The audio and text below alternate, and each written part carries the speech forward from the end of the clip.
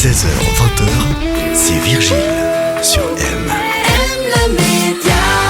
Belle fin de journée, vous êtes sur M. Aujourd'hui, c'est lundi et comme tous les lundis, nous avons rendez-vous avec nos bons conseils santé, signé Michael Marquis, notre nutritionniste pour MM Nutrition. Bonsoir Michael. Bonsoir. Michael, aujourd'hui, nous allons parler des collations. Ça concerne énormément de monde. Je suis le premier à prendre une collation vers 4 heures. Alors la première question, c'est de savoir ce que signifie réellement une collation. Donc une collation ou un goûter, c'est en fait une prise alimentaire définie sur un temps donné avec en fait une réflexion de qu'est-ce qu'on mange. C'est aussi un petit peu le principe d'un petit repas. Est-ce qu'on peut le comparer par exemple à du grignotage ?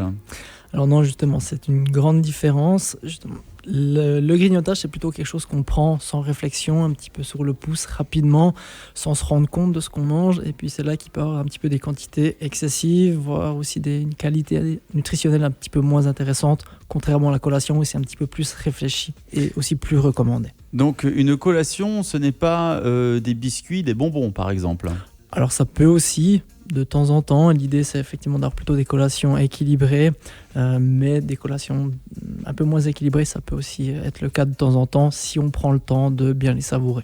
À quoi ça sert une collation ? C'est lorsque l'on a un petit creux, on essaye de le combler entre le dîner et le souper ? Alors l'idée effectivement c'est d'avoir ce petit repas pour arriver entre par exemple le repas de midi et du soir, pour éviter d'avoir peut-être une trop grande fringale, d'arriver au repas du soir et d'avoir trop faim et un petit peu de se lancer sur la nourriture. Ce serait déjà de couvrir cette petite faim qui peut passer sur l'après-midi. Ça, ce serait un premier objectif. Ça peut aussi avoir d'autres intérêts, comme par exemple avoir un petit peu d'apport avant un entraînement, par exemple, ou ce type de choses. Alors, prendre une collation, c'est bien, mais encore une fois, faut-il manger quelque chose d'équilibré qui apporte réellement quelque chose pour le corps et pas forcément des biscuits ou des bonbons ? Qu'est-ce que vous recommandez pour une bonne collation ? Alors effectivement, l'idée c'est quand même d'avoir une collation équilibrée. Ce que je recommande en général, c'est de s'adapter en fonction de ce qu'on a mangé le reste de la journée. On peut partir sur les besoins de la pyramide alimentaire quotidien et puis en fonction de compléter. Si par exemple il manque une source de fruits, peut-être passer par un fruit. S'il manque une source de protéines, passer peut-être par un produit laitier, ainsi de suite.